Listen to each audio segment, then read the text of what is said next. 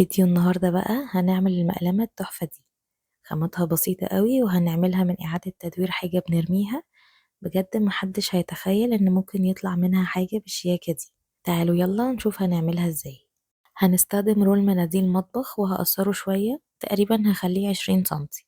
هقص زيادة بالقطر أو المقص، ولو مش متوفر الرول الطويل ده ممكن نلزق 2 رول مناديل صغيرين فوق بعض، وهنكمل الخطوات عادي.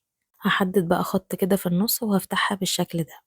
دلوقتي بقى هختار هحب اغلفها ازاي حسب المتوفر عندي. انا استخدمت كده بواقي قماش جينز، ومن جوه هغلفها فوم. ممكن تعملوها كلها بالقماش او بالفوم او ممكن ورق ملون، يعني اي حاجة متوفرة عندكم هتستخدموها على طول.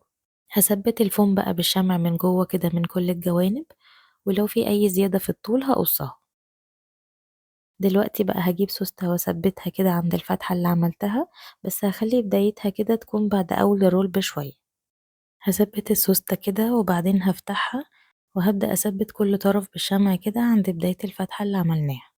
هحط شمع وبعدين هشد كده الطرف وهلزقه على الشمع كويس، واتأكد ان مفيش شمع خرج لبره. ولما الزق الطرفين هقص الزيادة في طول السوستة واخلي اخرها كده مع اخر الرول.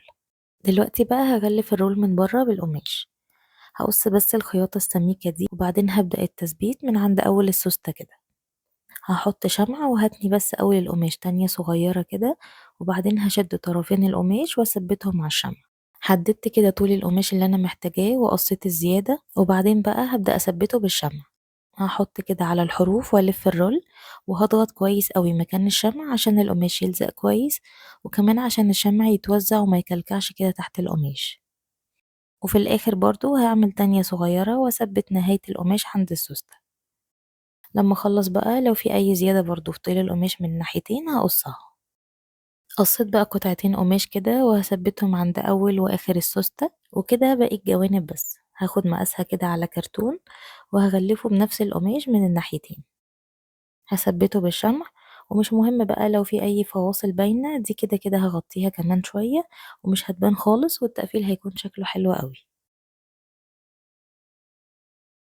تزيين بقى حبيت استخدم حاجة كده الوانها مبهجة، فهستخدم الشريط ده. هثبت منه كده على جنبين السوستة، وعشان ما يكونش اوفر قوي بقى قصيت الشراشيب من الاجزاء اللي هثبتها على الجوانب، وهثبتها بالشمع، وكده كل الفواصل دي هتتغطى ومش هتكون باينة خالص. وبس كده بجد شكلها يجنن. الوانها تحفة وكمان مقاسها حلو جدا، ونقدر نحط فيها ادوات كتير. انا حطيت فيها حوالي 12 قلم، وكان لسه فيها مكان لحاجات تاني. كمان ممكن نثبت ايد كده في الجوانب ونعملها شنطة صغيرة وهتبقى كيوت قوي. هستنى بقى رأيكم وتطبيقاتكم.